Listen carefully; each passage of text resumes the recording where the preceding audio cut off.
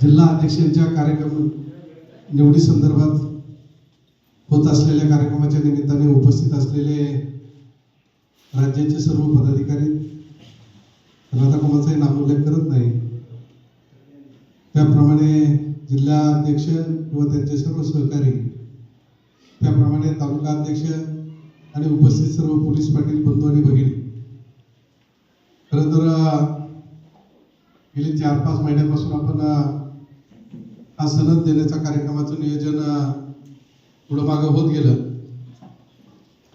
तिन्ही पाटलांनी गेले अनेक वर्ष पोलीस पाटील म्हणून अतिशय चांगलं काम या जिल्ह्यामध्ये केलं.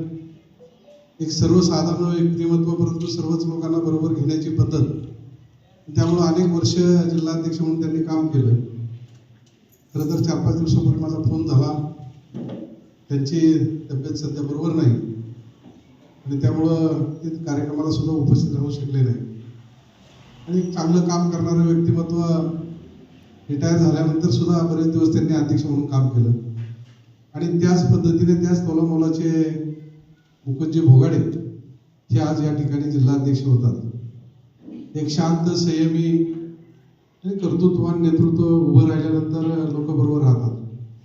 मगाशी सचिवांनी सांगितल्याप्रमाणे अनेक लोकांनी फोन केले, भोगाडे पाटील असतील किंवा सर्व पदाधिकारी, आपले कार्याध्यक्ष असतील, अनेक लोकांना फोन केले, मग तुम्ही आमच्या संघटनेमध्ये या. मित्र, या राज्यामध्ये मी कुणालाही सांगितलंय माझ्या संघटनेमध्ये या.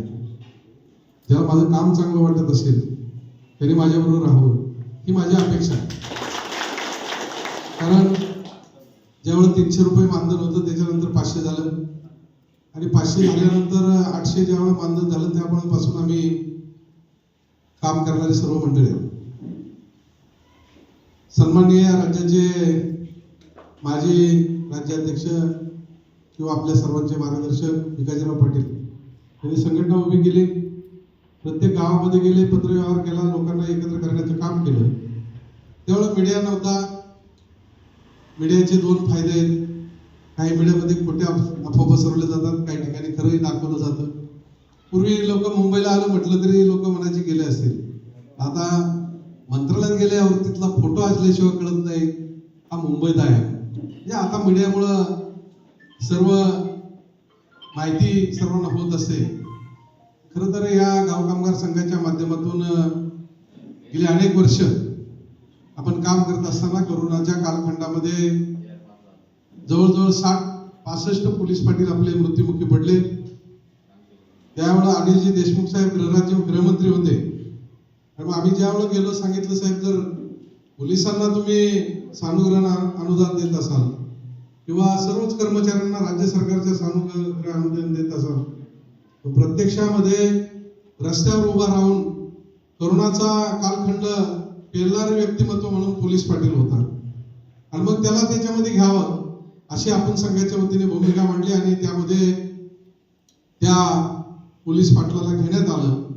आणि मग पोलीस पाटलाच्या कुटुंबाला जवळजवळ संघाच्या माध्यमातून आपण काय पत्रव्यवहार असेल, काही मंत्रालयाच्या अधिकाऱ्यांच्या भेटीगाठी असतील, जवळजवळ 55 पोलीस पाटलाला प्रत्येकी एका कुटुंबाला 50 लाख रुपये मिळवून देण्याचं काम खऱ्या अर्थानं आपल्या संघाच्या वतीने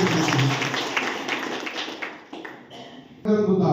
त्यावेळेस 353 दाखल करण्याची ताकद, 353 कलम लागू करावा यासाठी वळसे पाटील, दिलीपरावजी वळसे पाटील त्यावेळेस गृहमंत्री होते आणि गृहमंत्री साहेबांनी आपल्याला 353 कलम हे पोलीस पाटलाला लागू करावं, जेणेकरून पोलीस पाटलावर गाव पातळीवर कोणी हल्ला करणार नाही किंवा पोलीस पाटलाला कोणी त्रास देणार नाही.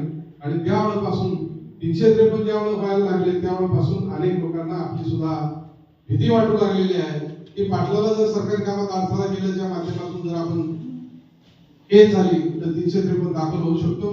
त्याचप्रमाणे सहकारामध्ये आपण गाव पातळीवर राहत असतो.